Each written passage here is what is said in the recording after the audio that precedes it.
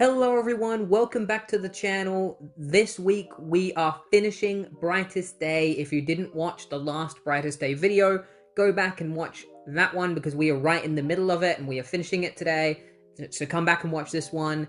Without further ado, let's just get straight into the series. Hawkman and Lion Manes have began their assault on the Hawk people on Hawk World, and with Hawkman, he's flying through the sky with his wings, and then we see that the Lion Manes are all flying with chunks of nth ore strapped to their backs. So, according to this series, you don't even need to sculpt wings out of nth metal to fly. You can just put a hunk of rock on your back and fly like that, because they come in with these, and then they take the rocks off, and that allows them to drop on top of the Hawk people and start killing them. I just think it looks so funny seeing these Lion Mane characters with rocks strapped to their backs as they're flying through the sky.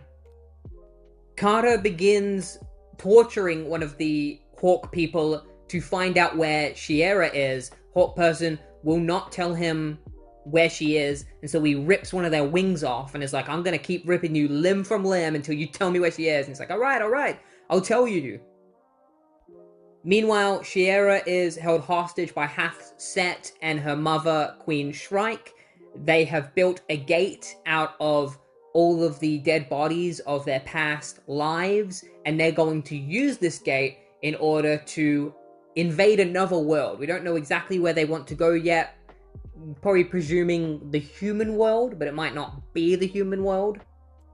Half-Set begins mocking Shiera, saying that her boyfriend is going to come and save her, but by the time he gets here, he's going to be too late because Half-Set is going to kill her and then kill him, and he can't wait for their beating hearts to be in his hands, and he creepily sticks his tongue next to her ear. Instead of turning around and just biting his tongue off like she should have, she decides to spit on his face, so she kind of dropped the ball there. And then he brutally headbutts her, and Shiera tells him that the only thing he's going to be holding is his warm guts because they are going to kill him when Carter saves her. Half-Set goes to punch Shiera again, but the Queen stops him, and she has a little conversation with Shiera where she says a couple of really weird things. She's like, it seems like only yesterday you were a baby, and I was wiping my milk from your lips. I screamed in pain giving birth to you, and now, in a strange way, once you power up the gate and I finally leave this place, you'll be giving birth to me. Just two really weird quotes from this woman. She ties Shiera to the portal because Shiera is one of the keys to opening the portal, the other key being Carter. She also takes this opportunity to explain everything to Shiera. So back in Egyptian times, which is where the Queen came from, she had married the pharaoh and wanted Prince Khufu to marry Chayera as they were supposed to, but then one day an alien spaceship crashed in Egypt. The alien spaceship was made out of nth metal, and so this was the Queen discovering nth metal for the first time, and she was like, this nth metal has so many possibilities. We could create weapons from it, we could become the most powerful people on the planet. But the pharaoh didn't want to do that, and so what the Queen did was she killed him and then staged it as him offing himself. She took the throne of Egypt and didn't want Khufu or Chayera getting in the way, so she told Half-Set to kill them and also take their blood, and with their blood they gave themselves immortality, which explains why the Queen and Half-Set are still alive to this very day. She then discovered the origins of the nth metal when she found Hawk World and came to Hawk World in order to take over it because they needed a queen. And now she's ready to activate this gate so that she can travel to other worlds and conquer them as well. That is when Carter arrives. He's like, Shiera! She's like, Carter! And he just flies over, smashes Half-Set and the Queen aside with his maces, and he goes to save Shiera. Meanwhile, Shiera is grabbing Half-Set with her legs, and she kills Half-Set. She breaks his neck. She's like, take this, you sick son of a bitch, breaks his neck, kills him. Meanwhile, Queen Shrike takes down Carter because she reveals that she has the ability to control Nth Metal. And because both Carter and Shiera have Nth Metal power inside them after using it for so many years, she's able to just control them. So she grabs Carter and she throws him onto the gate and attaches him to it. And then she also reveals to Shiera that she's glad that Hafset is dead because she needed to kill Hafset as well, because Hafset was also one of the keys to opening the gate. So with the bodies of Shiera, Carter, and Hafset, she powers up the gate, she enters it, and it's revealed that the place that she wanted to invade was Zamaron, where the Star Sapphires come from. Meanwhile, in Gotham City, Dove and Deadman are interviewing Resurrection Man because they're interviewing all these heroes to see who is the chosen one that the White Ring is looking for. And Deadman's like, it's not Resurrection Man, even though his whole thing is coming back to life multiple times. They look outside the window and they see the bat signal, and Deadman realizes, he's like, I know who you want to reunite with, White Ring. You've been waiting for Batman. So now the question is Batman the chosen one who is meant to become the White Lantern? Boston Brand has decided that Batman is the chosen one for the White Ring, so he immediately legs it, trying to find Batman. The ring says a replacement has been chosen, so you think it is Batman. Boston takes off his coat, uses the White Ring's power to put on his old Deadman mask, and begins bolting his way through the city, which is when the ring starts asking him what he's doing. And he's like, I'm doing what I was meant to do, which is try and find Batman. But when he gets there, he sees a whole bunch of Freeze goons. At first I thought these were Captain Cold goons because they look like Cold. They're wearing very similar costumes to him. But obviously Captain Cold doesn't have goons. These are Mr. Freeze goons because he shows up. And then Batman just shows up and brutally smashes Mr. Freeze's head containment thing, which allows him to breathe. So Mr. Freeze starts freaking out. He's just like, and Batman like throws him into a back of a van. He's like, stop whining, you're gonna be fine. Which is weird. Deadman points out the fact that Bruce Wayne is alive again, and Bruce says that he never died. Darkseid just sent him back in time. I'm not gonna go through all of that because it's really confusing. Dove shows up, and Deadman explains everything to Batman, and is like, this White Ring is yours. You are the chosen one to become the White Lantern. And Bruce is like, me? And so Deadman sends the ring over to Batman. Dove is like, are you sure? And he's like, yes, I'm sure. He sends the ring to Batman. Go, ring! Damn it, go! It's Batman you want. He'll know what to do. He always knows what to do. So leave me the hell alone. The ring travels over to Batman and attaches itself to him, and Batman turns into a White Lantern. And before you expect him to do anything really cool as a White Lantern, he doesn't. Basically, the White Ring speaks through Batman and says, Boston, you idiot, you gave the ring to the wrong person. The only reason you forced it onto Batman is because you didn't want the burden of trying to find the ring bearer, because you just see it as a chore and not a responsibility. One of Freeze's goons pulls out a gun and shoots Boston in the chest. I was like, Boston! And then Boston begins seeing his past as a ghost. So we see past memories of him talking to his granddad, and it's through these memories that Boston is very clearly an asshole. Ever since he was a kid, he's been an asshole. He's had zero interest in what anybody else has to say, anybody else's lives. He's always been self-absorbent. His grandpa is talking about his life, how he's in a wheelchair, but that didn't stop him from doing what he wants to do. And he says like, oh, I held the record for longest distance jump on a Harley Davidson for nearly 2 decades. And his grandson just ignores him.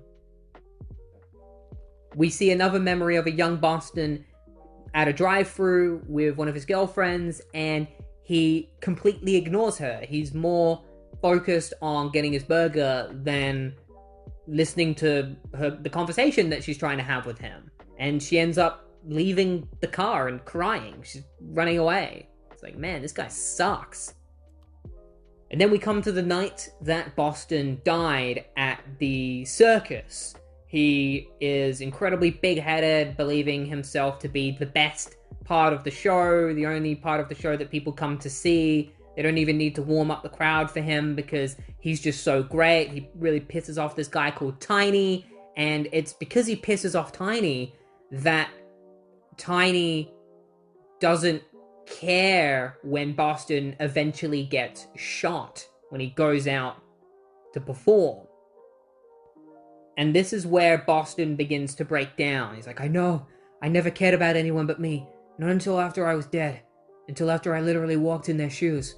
But I did that. Even after I solved my own murder. And even after I was promised I could move on. I stayed here, invisible, a ghost. Damn it, I do care about people. I just want to walk in my own shoes now.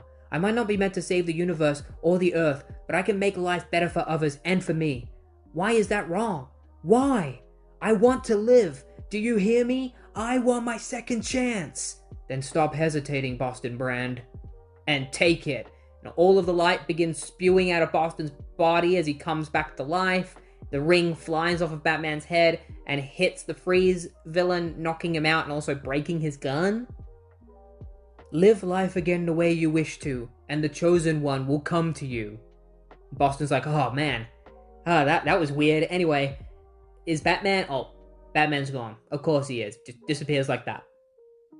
This is where Boston takes the opportunity to kiss Dawn, which is something that he's been wanting to do this entire time. They've been building up to this, and yeah, this is the moment that they begin making out. And this is one of the few things that would actually carry over to the New 52 reboot when that would eventually happen. Boston and Dawn are still in a relationship, but then I'm pretty sure they very quickly break up. Meanwhile, somewhere else in Gotham City, Batman is communicating with somebody, and he's like, it's Batman.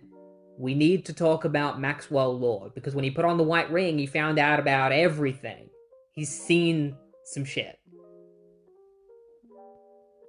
On the planet Mars, it is the 25th century. The Justice League are all growing old except for Superman and Wonder Woman, which is always a thing that I've never really been a fan of, is those two characters not aging at all. I do prefer when the Justice League all ages together. It just feels weird having a young Superman alongside really old Batman.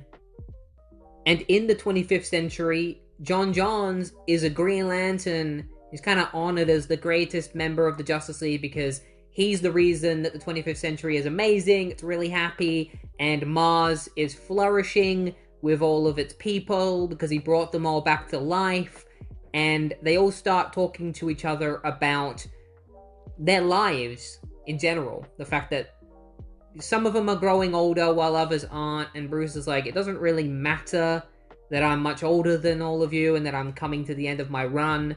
What matters is not the lives that we've lived, but that we've done more good to outweigh the bad. And he states that what makes him feel good is the fact that everybody will be here to continue justice long after he's gone, which is a very lovely sentiment to bring. With all the years that have passed, Bruce has finally become quite a harmonious, heartwarming person. After this, John reunites with his wife and thanks her for organizing that ceremony for him and inviting all of his friends, and he meets up with his pet, his dog. I don't really know the name of this dog, I just know that it's a girl. He goes to feed her a choco, but she bites him, and he's like, why did she bite me? She's never done that before. It's like, I'm sure it's nothing, John. And he and his wife meld together to go and have sex, because I guess this is how Martians have sex. It makes sense, it's normal for them. But then John's daughter, Kahim, calls for his help because she is now the new Miss Martian and brings him to the body of Batman, because Bruce has been murdered by somebody. And while he was being murdered, it seems like he was trying to write something in his blood, but he wasn't able to finish it. He just had the letters W-A on the ground. The cause of death was pearl bullets. It's a direct reference to how Batman's parents died, with, both of them being shot and Martha wearing a pearl necklace at the time. John discovers that the JLA have all been killed one by one. We see the bodies of Wonder Woman, Aquaman, Flash, and Green Lantern. Flash is especially brutal. Seems like he got his head cut off, but his body is still functioning to a degree, so he's just sprinting around like a headless chicken. John holds a Martian council to figure out where Superman is, because they're trying to find him. They know that he's deep in Mars somewhere, and he's alive. So they head down there, they find him. He's got what looks like a kryptonite mask on his face. John pulls it off, and luckily Kal has survived. And they wake Kal up by taking him to the sun to regenerate him. And while they are doing this, Kahim starts to get really annoyed with John, because he spends a lot of time with his Earth family and not with his Mars family as much. And she's like, when are you going to cut your ties with Earth and become one with Mars in both body and mind? Like you should be. And John states that he's not going to pick one or the other. He is going to be a man of both. Superman recovers and is introduced to the bodies of the Justice League, where he's completely distraught by all of their deaths. And they begin having a conversation about how Kal had everything. He had all the happiness of Earth, despite his planet being destroyed. Meanwhile, John didn't have that. All of his people died. But then on Earth, he was also treated like an alien. John is also like, you were lucky enough not to have to bury everyone from your planet. Unlike me. I had to do that. I had to bury everyone. It took a long time. Cal's like, we can only bear what we're able to, John. For these last 25 years of your life, you've had everything. It's time to fight to keep it all alive. I'm not sure I agree with you, Kal. And John stabs Kal in the neck with a hunk of kryptonite. It's like, what makes you think any of us is meant to have everything? Does having everything make us happy, Kal? And as he dies, Superman is like, wake up. Does it? Shoves the kryptonite in his heart. And then John realizes what he's done. He's like, what have I done?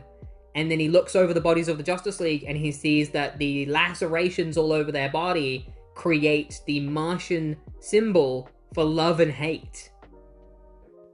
John flies through Mars and he sees all of his people on fire. They're all telling him to wake up, wake up, wake up.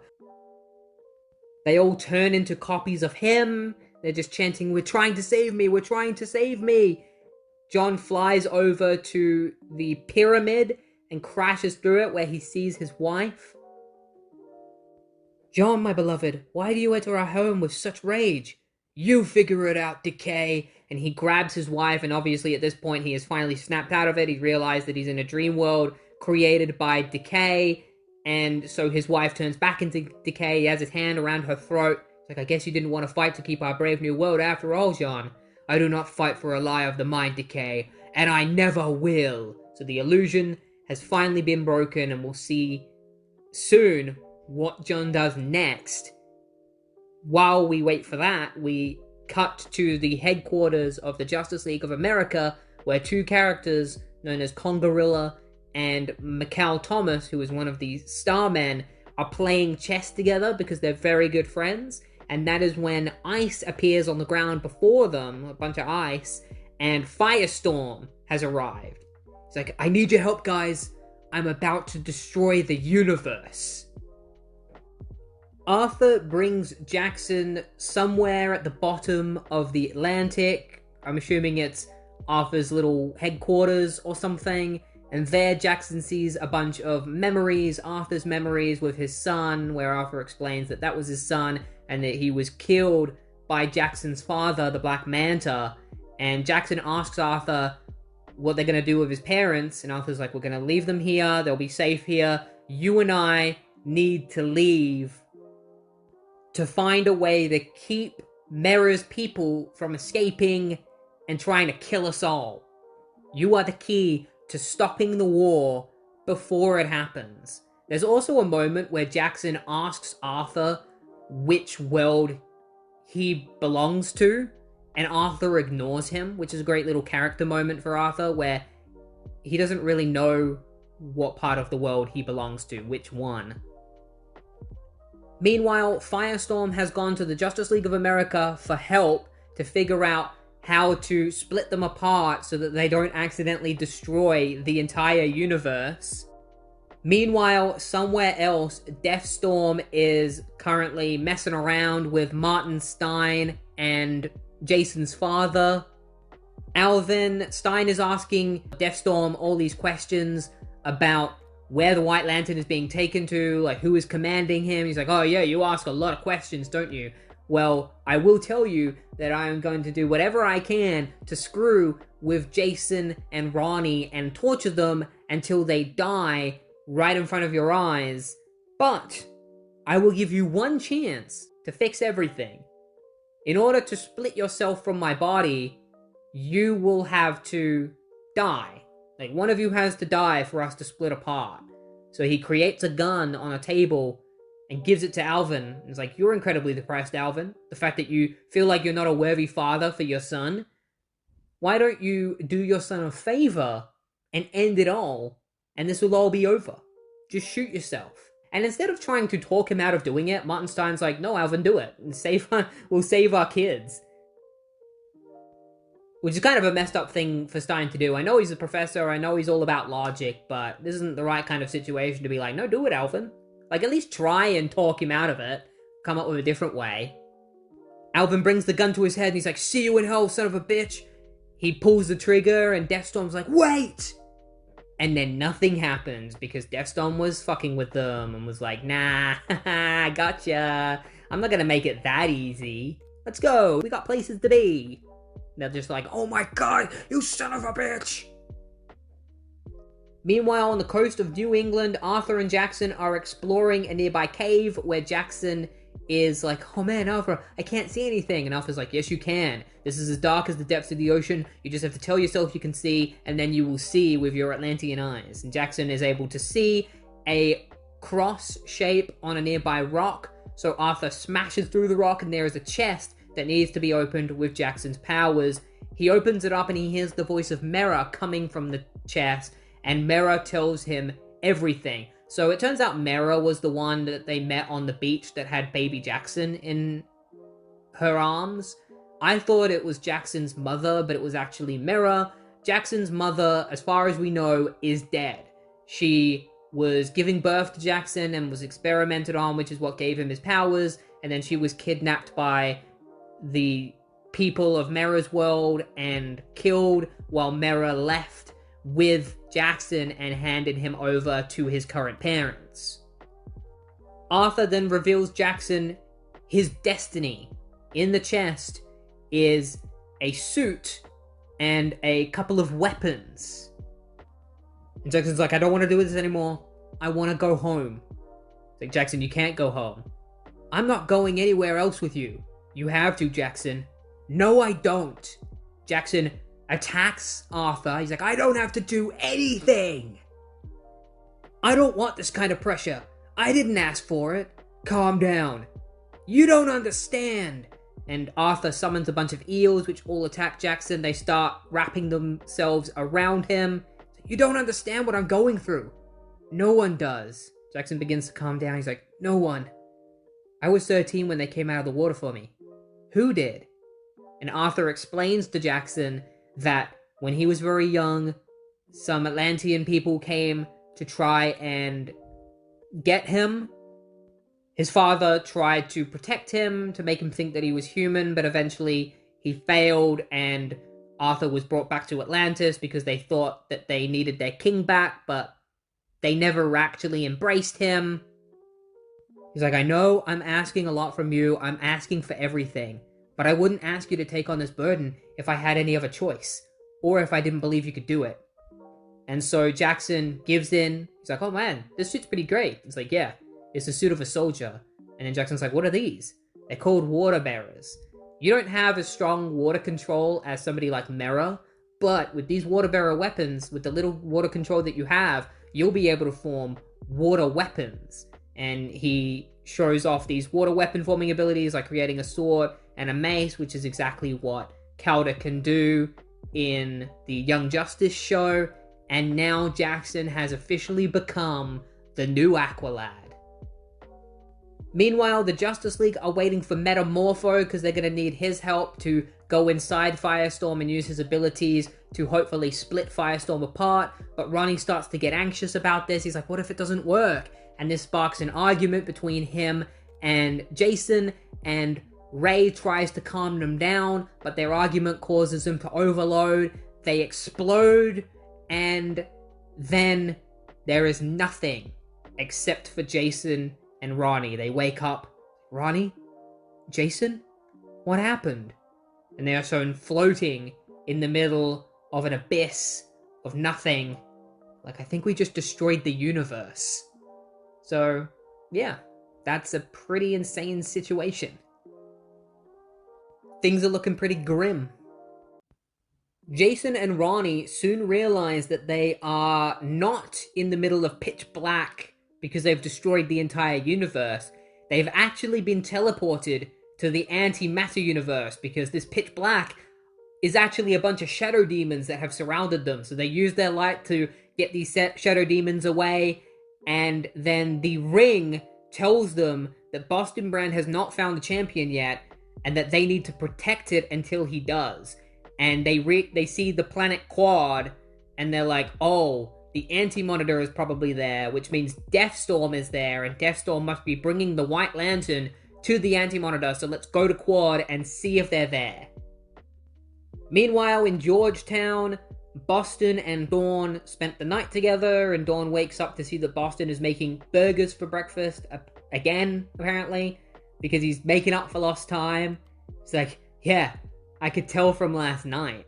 So Boston probably went crazy because he hasn't had sex in years.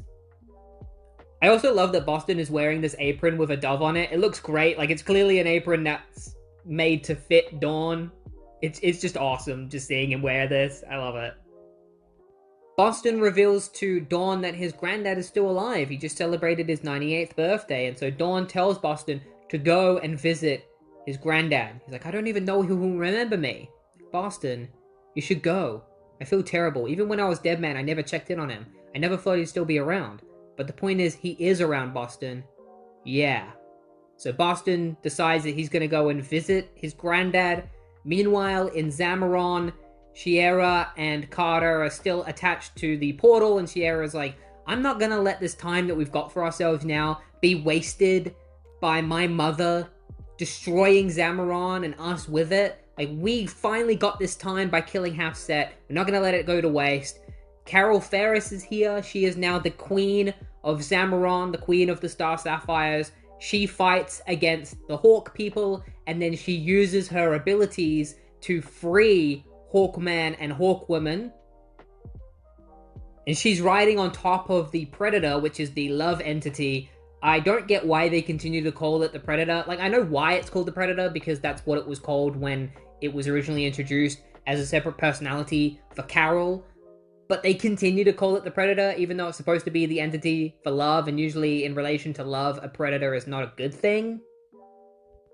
Meanwhile, Boston goes and visits his granddad. This is a lovely moment where he visits him.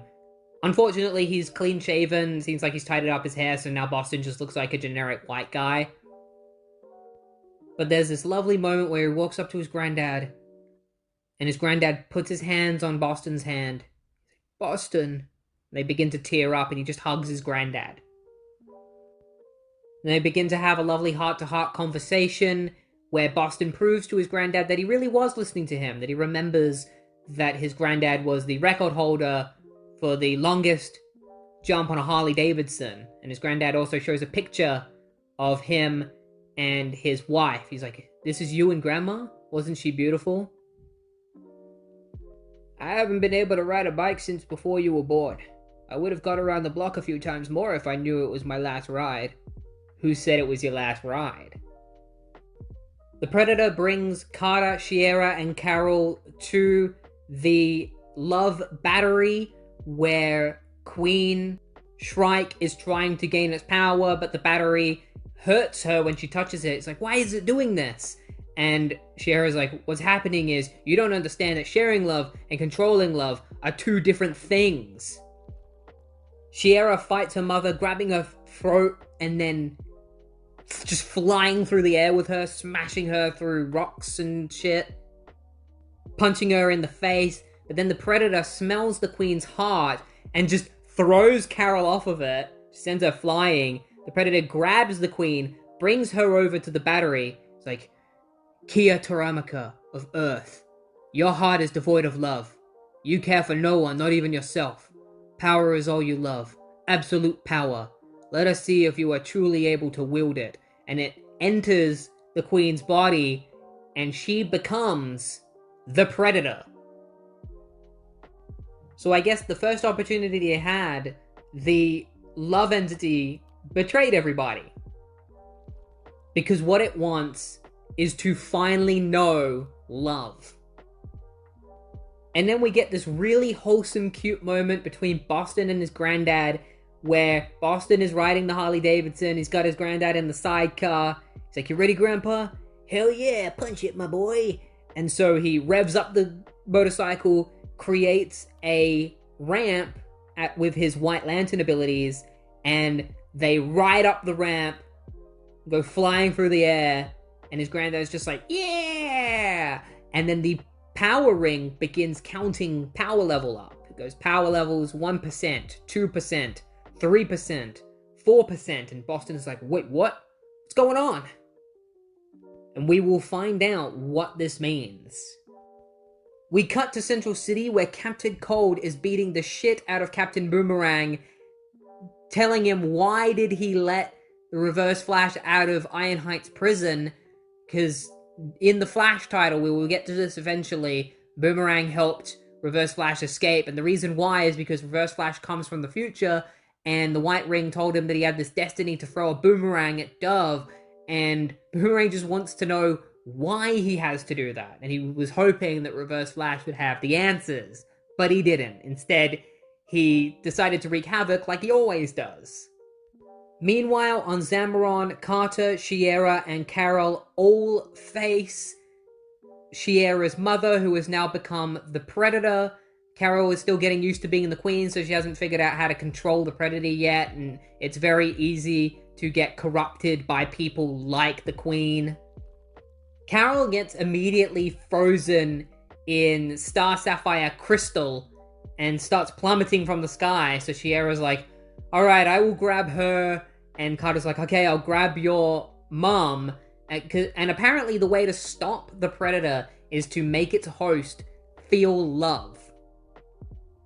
Carter begins fighting the Queen while Shiera uses a Star Sapphire blade that was in Carol's hand. So instead of freeing Carol from the crystal, she just grabs the blade, goes over to where the Predator and Carter is, and before the Predator can kill Carter, Shiera comes flying in and stabs her mother through the chest with the Star Sapphire blade, which separates the Predator from the Queen, and then the power of the love battery brings all of the dead corpses that were creating the portal back to life.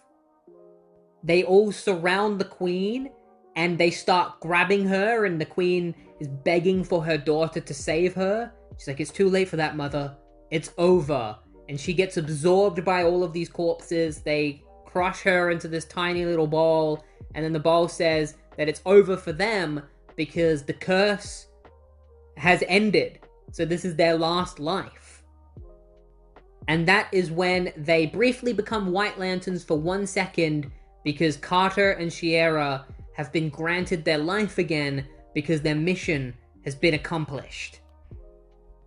Carol then arrives, having freed herself from the crystal, and she explains to them that it was their love that was able to overpower the Predator. Carter states that Carol and Hal's love is as strong as theirs, and Carol is like, no, it's nowhere near as strong. Like, we love each other, but also neither of us is strong enough to admit that. She tells Carter and Shiera to think of the place that they want to be, that they love the most, and they will teleport there. So they get teleported away, and then Carol creates a little construct of Hal and just looks at it. And then we cut to Boston Brand, who has called Dove and is explaining to her that the ring has been powering up and that it's almost at full power, and that The last time a ring did this, it was the Black Lantern ring, and it teleported Necron to Earth, so he doesn't even know what's going to happen when the White Lantern ring gets to 100%. Dove is currently on her way to meet with Boston, but just as she gets there, he gets teleported away by the White Ring. He just goes blasting off like a rocket. Carter and Shiera have made it back to the museum, where they immediately start making out because they're like, oh, we have our lives back, we can finally grow old together because we're no longer immortal, and they start ripping off their clothes, they're ready to have sex, but then Boston interrupts them again. This is the second time he's done this, where he's just teleported in while they're in the middle of having sex, and they're just like, whoa, Boston, what are you doing here? And the ring tells Shiera and Carter that now is not the time for them to reunite, that they need to separate because they are supposed to focus on helping the true White Ring bearer, and in order to do that, they need to be separated, and Carter and Shiera refuse to do that. They're like, we didn't spend all this time trying to reconnect for us to be ripped apart again. No, we're not going to help you. And the ring is like, so be it, and a massive white light bathes Shiera and Carter, and the two of them are just like, Shiera, Carter, and they begin to disintegrate. The White Ring just disintegrates them. It's like, please, no, not when we're so close. And they just go poof. And Boston is left distraught with the ashes of Carter and Shiera. It seems like they've been destroyed by the White Ring, which means that the White Ring might not be as good as we thought it was. Things are starting to get complicated. Boston Brand is pissed at the White Ring for disintegrating Hawkgirl and Hawkman. It's like, what the hell did you do to them? Like, you finally gave them a chance at life, and now you're just gonna take it away like that? It's like, yes, it is necessary to save the world. It's like, what the hell are you talking about? The ring explains that some kind of dark avatar is going to come to Earth, and it is coming for the forest that grew in Star City, that forest plays a major role in what's to come.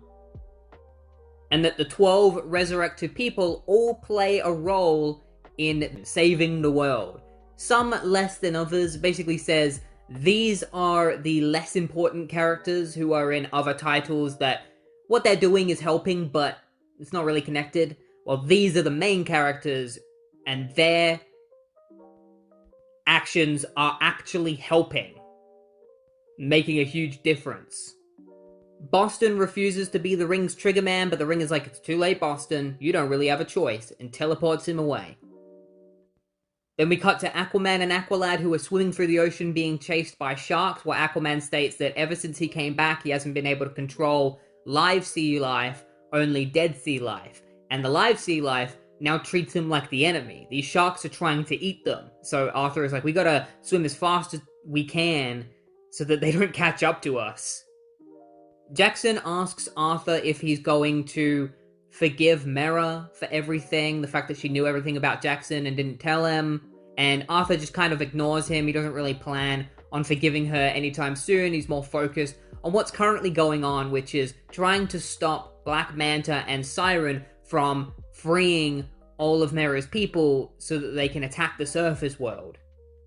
Suddenly, a typhoon of water hits both of them, sending flying onto land where all of these people are on the beach, and they realize that Siren and her forces have arrived and have started attacking the land and all of the people on it, because somebody has opened up the Bermuda Triangle and freed all of their people. So there are thousands of soldiers still under the ocean somewhere waiting for their chance to come on land. And Arthur's like, who the hell did this? And we see Boston Brand is here, and it's kind of hinted that maybe the White Ring was responsible for opening up the Bermuda Triangle because it is required for things to play out the way that they need to. Jackson fights Siren, where Siren states that their people stake claim on the entire land, including Jackson himself, and Arthur comes rushing in and fights Siren as well. And this is where she reveals that apparently they found Mera off-panel, tortured her, she slit her throat, and then Mera died. According to her, Mera is dead, which I do not believe. I won't believe it unless I see it. Arthur's upset about this, obviously. He's like, then yo, join! And all of a sudden, Black Manta just comes out of nowhere, cuts his hand off. This is the second time that Arthur has lost a hand. Don't even know why they bothered to bring it back in the first place. Were they planning on giving him another water hand or a hook? Arthur falls to his knees in front of Black Manta and holds his hand while he cries, and Manta's like, what are you crying about, Aquaman? It's like, bro, you just cut his hand off. Maybe he's crying about that, and also the fact that Mera was killed. You should be used to that. And he grabs a knife and is about to stab Arthur in the back. The White Ring confirms that it was indeed responsible for opening the Bermuda Triangle. Jackson comes in and saves Arthur from Black Manta. He's like, you're not killing anybody else, Dad. And Black Manta fights back against his son, shooting lasers at him and stuff. And he's like, why are you doing this? Why are you helping the people that killed my mom? And Black Manta's like, I didn't give a shit about your mom, and I don't give a shit about you. And then Mera comes in clutch with a whole bunch of shark water constructs, and with her is Lorena Marquez, who is Aquagirl. She jumps over Jackson and kicks Black Manta in the chest. It's like, hey, how you doing? Mera reunites with Arthur, and it's like, you gotta be careful, you're gonna lose more blood. And Arthur calls over to Jackson, and is like, hey, use your powers to cauterize my wound. Jackson comes over, he uses his electrical powers to cauterize the wound, and then Arthur fights alongside everybody with just one hand. But there's too many of them, and Mera has an idea. She starts pulling the water, causing it to retreat from the beach. It turns out Mera is trying to control the entire world's ocean, which causes her to start bleeding from her ears and her eyes, and Arthur is trying to tell her to stop, and she's like, no, don't try to stop me, Arthur. Just tell me you believe in me. I do. And then her eyes light up blue, and Siren's just like, impossible! And we see that Mera has the entire ocean under control. It has all been pulled back from the shores, and then with it, these big water tendrils start coming out, grabbing Siren and Black Manta and all of these Atlanteans, and she pulls them all into the water, successfully drawing them all back into the ocean. So now, they've got to send them back to the Bermuda Triangle. So they all head into the ocean. Arthur creates an army of zombie fish, calls them all in to help them. They all start fighting against Siren's forces and Black Manta. Siren tries to get under Mera's skin by stating that Mera is the bad guy for everything she's done, betraying her own people, and that she is the pariah. She is going to always be alone. And then Arthur tells Jackson to use his abilities on the Bermuda Triangle to trap everybody within it. So Jackson uses his electricity, because it seems to be connected to the Bermuda Triangle. So when he's in the middle of it, it makes him a lot more powerful. So his electrical surge comes out, it grabs all of Siren's people and Black Manta. They all get trapped inside of the Bermuda Triangle, and that is it. They are all trapped within there. Sadly, this wouldn't last very long, because Aquaman is one of the titles that would go through a reboot during New 52, so all of this stuff doesn't really matter in the end. A new version of Siren and Black Manta would be introduced in that series. Arthur turns to Mera and he says, Siren was right, Mera. You are an outcast. But so are we. We don't have anybody. We're all alone. Except not anymore, because now we have each other. And we will never be alone ever again. And he kisses her. And then Lorena turns to Jackson and is like, hey, don't get any ideas. And now that Arthur has successfully done his mission, he is granted life by the White Ring.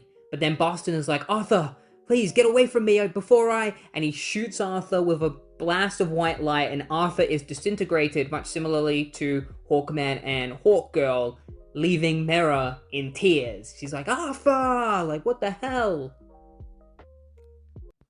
Ray Palmer investigates the Stone Chat Museum, where he discovers Hawkman and Hawkgirl's stuff, and realizes that the ashes that he is walking in are theirs, that they have somehow been vaporized, and it's a very similar situation to what happened to Aquaman on the beach when he got his hand cut off and he vaporized in the water. And this is where we get our first real crossover going on during this book, where all of the stories are finally beginning to overlap. We have Mera uniting with Hawk and Dove. Finally, these stories are beginning to come together. They're questioning what's going on, and Cyborg suddenly gets attacked by a massive shark, where he says that he receives transmissions for help for all the teams, but he's receiving so many right now that it's starting to overload him from lots of people all across the world calling for help for the Justice League, the JSA, and Wildcat is like, what the hell is that? And they see these massive dark clouds rolling over the horizon.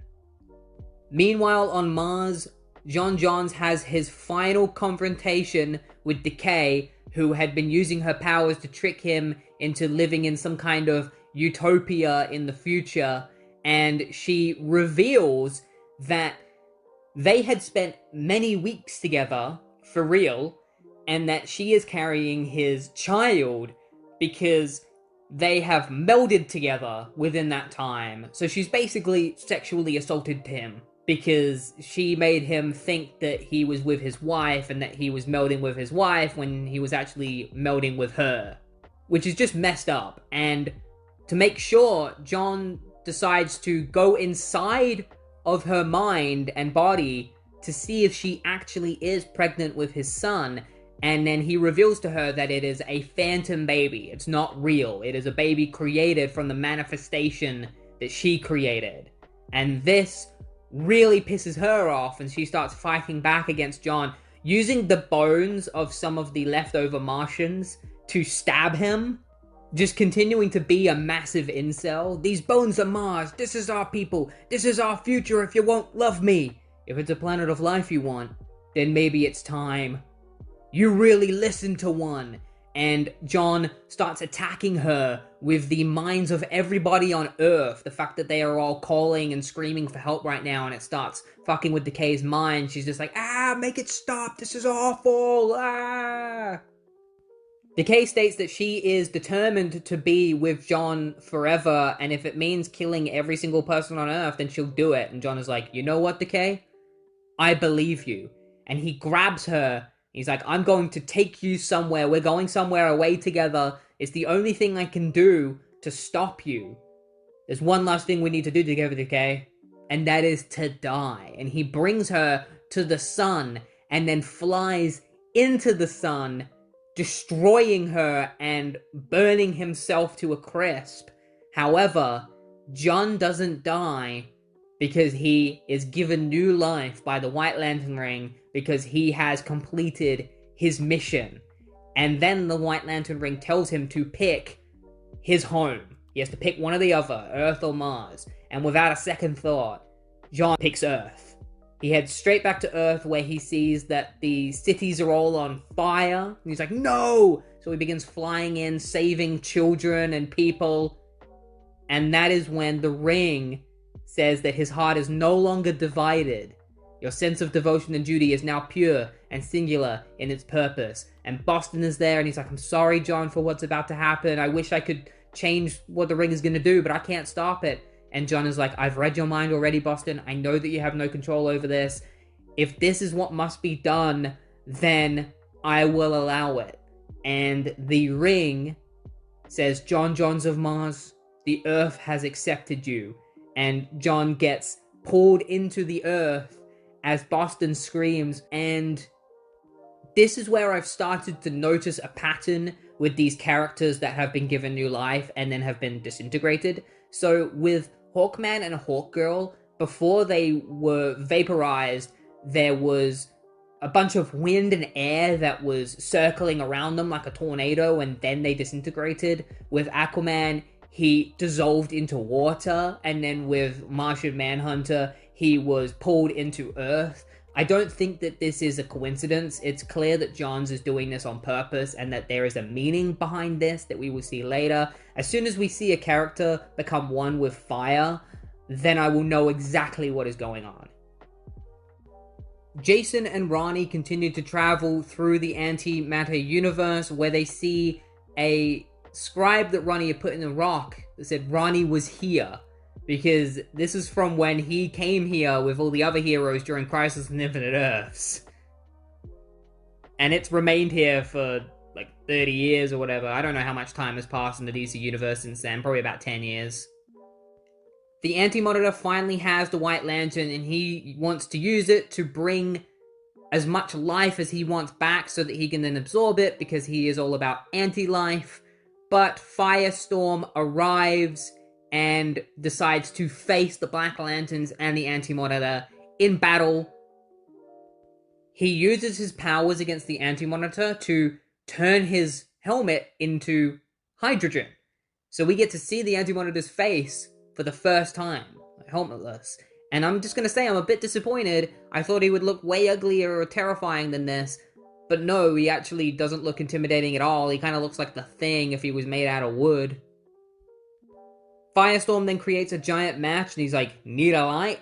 And he throws it on fire at the Anti-Monitor. It explodes, and then they take the opportunity to grab the White Lantern, and the Anti-Monitor is like, if you expect me to actually remember encountering a life form as insignificant as yours, you are mistaken. And he uses his powers to just force them apart. I don't know why he didn't do this immediately, but he does it now. They fall onto the ground. Ronnie is still holding onto the White Lantern, and Deathstorm comes over to him and says that he is going to torture Ronnie and make him relive all of his worst nightmares, and that Ronnie is going to do all of this, and he's still not even going to save anybody. The Anti-Monitor doesn't want the Black Lanterns killing them yet, because he wants to know what the White Lantern took from him. What does the White Lantern want with him? Deathstorm goes against the Anti-Monitor's wishes and tries to kill Jason, but Ronnie jumps in the way to stop him, and as Deathstorm shoots a blast at him, Martin Stein jumps in the way and gets hit by it and begins turning into salt. And he's like, Professor! They fuse into Firestorm, and Ronnie tries to use his powers to save the Professor. He's like, we gotta do something, we gotta stop it! It's like, you can't. You can't stop it. He's like, of course I can. We have to. Hold the White Lantern. Do something, White Lantern. Save him, please. It has to work. Please. Ronnie, it's not helping. Save him, damn it. Ronnie, listen to me. I didn't make you better. You made me better. You pulled me out of my own head. You gave me something to care about besides my own thoughts. Being the keeper of the Firestorm Matrix wouldn't be easy for anyone. They would have abused the power or given up. Don't quit now. I know Jason better than you, and he will be a better partner than me if you both accept the shared responsibility. You weren't like a son to me, Ronald. You were a son. And then he disintegrates into salt. Professor! And then Deathstorm is like, alright, now that guy's dead, it's time for us to feast on these two and kill them. And Ronnie's like, alright, it's time for us to kick their asses. And that is when the White Lantern says, mission accomplished, and grants them new life, and in doing so, also destroys all of the Black Lanterns. So the White Lantern was just able to do this whenever, he was just waiting. So unfortunately, we don't actually get a real fight between Firestorm, the Anti-Monitor, and the Black Lanterns. The Black Lanterns are all destroyed, and Firestorm has been transported back to Star City. We don't really get to see what happens to the Anti-Monitor. I think that's the last time we see the Anti-Monitor before the New 52 reboot, so whatever Jeff Johns had planned for him never really came into fruition. Ronnie is pissed at the Lantern because it's given them new life, but it refuses to bring back Martin Stein, because the Lantern is like, he doesn't matter to the plan. His death doesn't matter at all. And Ronnie's just like, how could you say such a thing? Like, he's the Professor, he means everything to me. The Lantern says that it has what it needed from the Anti-Monitor, and that Ronnie finally accepted Jason Rush. And Ronnie's like, what the hell are you talking about? And that's when Boston arrives. He's like, hey, give me the Lantern. And the ring says, do what he says. Earth depends on it. Currently, shit is going down all across the world. Just utter chaos right now. And superheroes are doing whatever they can to save people. Except for Damian Wayne. I don't know what he's doing, but in this panel, he's just kind of hanging there. He's not really doing anything that's helping anybody. He's just like, whee! Meanwhile, Deadman demands that Firestorm give him the White Lantern. The Dark Avatar is making its way to Earth. It's currently appearing on Earth. There's all these black tendrils attacking everybody, and the only safe place is the forest, but only certain people are allowed into it, and Green Arrow is just like, let all these people in, please! He tries to shoot an arrow to blow it up, but it doesn't do anything, and the Ring's just like, no! The Ring reveals that Ronnie was always supposed to see Martin Stein die, because otherwise he wouldn't have fully committed to Firestorm, and this just continues to piss Ronnie off, because of course it does, and he needs to give the White Lantern over to Boston. He really needs to, but right now he's struggling with deciding to do that. Meanwhile, Dove, her presence is required, so Hawk grabs onto her and the two of them teleport to the forest. Boomerang is also required because he still needs to throw a boomerang at Dove because that's a thing, and so he gets teleported to the forest as well. And then the Dark Avatar finally appears, and it looks exactly like Swamp Thing because this is Swamp Thing. Swamp Thing has become the Dark Avatar because the green has turned into what they now call the Black. And this is its avatar of death. So the avatar begins attacking the force field surrounding the forest, trying to break its way in.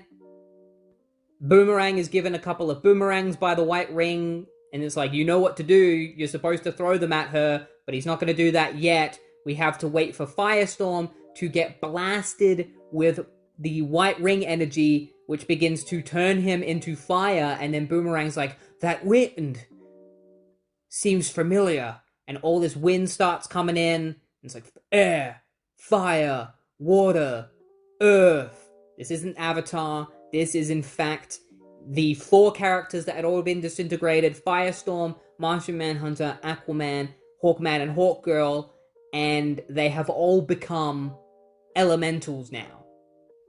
Fire, earth, water, and air. I like that Martian Manhunter in this form, his cape is made out of moss. The reason for this is that it's supposed to be like, oh, the Earth is fighting back against the Dark Avatar, and these 4 characters represent Earth itself and all of its elements. So they all fight against the Dark Avatar, and then the White Ring reveals that there is a body underneath the great tree that they are protecting, and it is the body of Alec Holland, who is Swamp Thing. And the White Ring states that this is Earth's ultimate savior. So it is officially confirmed that Alec Holland is the chosen one to become the White Lantern. If you don't know the origins of Swamp Thing, Alec Holland died in a lab explosion, and a creature was born from that explosion, which was the Swamp Thing, and because Alex's energy and essence went into the Swamp Thing believed that he was Alec, even though he wasn't. But now the Swamp Thing has been taken over by the essence of Necron and believes it to be Necron. So in order to stop it, Alec Holland needs to become one with the Swamp Thing and make it believe, not just make it believe that it's Alec Holland, but make it Alec Holland. The elements have successfully kept Necron Swamp Thing busy long enough that the White Lantern now needs them for their other purpose. And Boomerang is also needed for his purpose to throw the boomerang. Because in order for one life to be born, which is Alec Holland, another life needs to be taken. And they believe that that life is Dove. So Boomerang throws the boomerang at Dove, and Hawk goes to stop it, but it goes straight through his hand, real nasty. He does try to catch it, but it's too sharp. But instead of hitting Dove, Deadman gets in the way, and it hits him in the chest, and Boston dies. Dove tries to get the Ring to help him. She's like, oh yeah, the Ring can help, and the Ring is like, I can't do anything for Boston's life. Not this time. No, after everything you put him through. Dove, listen to me, please. Thank you. Thank you for opening my eyes. Thank you for making my second chance at life matter. So get him, Holland. The Ring comes off of Boston. It goes into Alec Holland's mouth, and Alec Holland is reborn, and then he is told to become one with the Swamp Thing, so he connects with the Star City Forest and transforms into the new Swamp Thing, powered by the White Lantern Ring, and he is massive. He looks amazing. I love this design. The ring is like, this is your world. He's like, yeah, this is my world. And then he goes from looking really cool right here to this next panel, which is clearly drawn by somebody else, where he looks kind of lame in comparison. And he starts fighting against the Dark Avatar. It's like, a new saga begins, Alec Holland, for not only you, but the universe. Eradicating the remains of Necron's corruptive touch is the beginning. The 4 elemental forces are currently within the green, so use them to your advantage. And so Alex starts doing like airbending, breathing fire, and using stone against him. I mean, he doesn't really use the stone powers, unless this is supposed to be stone. It just looks like he's transformed his arm into a tree. A sharp stake. With it, he stabs the Dark Avatar in the heart, severing its connection and destroying it. Dove is in Hawk's arms, and she is just really sad because Boston has died. All of these plants start going around him, giving him like a little funeral, and he becomes a ghost again. He becomes Dead Man again, and Boston is like, can you just let me die? Like, can you just let me move on? I don't want to spend the rest of eternity here being ignored by everybody, being invisible. And the ring is like, I cannot. It's like, no, it's not fair. It's just not fair. Boston? Dove, you can see me? I can hear you. I can hear you, Boston. Dove, I love you. I love you too. And tears are streaming down her face. And she can't touch him. Even though she can see him, can't touch each other. And a relationship between them would continue into the New 52. I'd be curious to see what that's like, because that would be very complicated, having a relationship with a ghost. Now that the corruption is over, Swamp Thing frees the elemental characters from him. They're no longer elements. It's just Hawkman, Aquaman, Martian Manhunter, and Firestorm. But Shiera is not there because she's dead. Unfortunately for Hawkman, she doesn't get to come back. The Swamp Thing kind of rubs his face in it and is like, she's not here with you physically, but she's all around you. She's the air, dude. And it's like, really? He went through all of this. He finally got reunited with her. They got ripped apart again. And now he gets to be back. And he's still alone. She's dead. Swamp Thing turns back to normal. And he's like, I have one mission now. And that is to seek vengeance on anyone who tries to mess with nature. So that's what I'm going to do. And he disappears. And then the White Lantern is like, you've all done a great job. Except for you, Hawk. You didn't complete your mission. Screw you. Like, this is supposed to set up something for Hawk, but that's never going to happen because of the reboot. And so is the stuff that the rest of the book covers. None of this stuff is going to happen. The rest of the book is just going through all of these plot lines that are being set up, like Aquaman discovering that the technology that Siren and her people were using is Atlanteans, so that was supposed to set up some kind of confrontation with the Atlanteans that was never going to happen. The only one that doesn't set up a future storyline is Martian Manhunter, where he just has a very heartfelt moment with the daughter of Erdel, where she tries to apologize to him for taking him from his home, and Manhunter is like, you don't need to apologize because you gave me one. Carter just has a massive tantrum because Shiera has been taken away from him again, which is understandable. I feel bad for the dude. And Ronnie and Jason discover that they're going to blow up in 90 days. And that's not going to matter because, obviously, the reboot.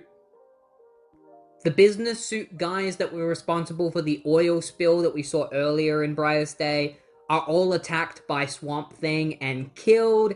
And Constantine arrives to investigate it. But none of this matters. And that is it for Brightest Day. Overall, I found this series to be good, but it just suffers from being followed by a reboot only a few months later, because after this, we would get Flashpoint, and then the New 52. And all of the stuff that happened in Brightest Day just didn't matter. So it's hard to read this and get to the end knowing that none of it matters while still enjoying it. Like, I did enjoy most of the separate stories that happened in this. It's just disappointing that it never really goes anywhere.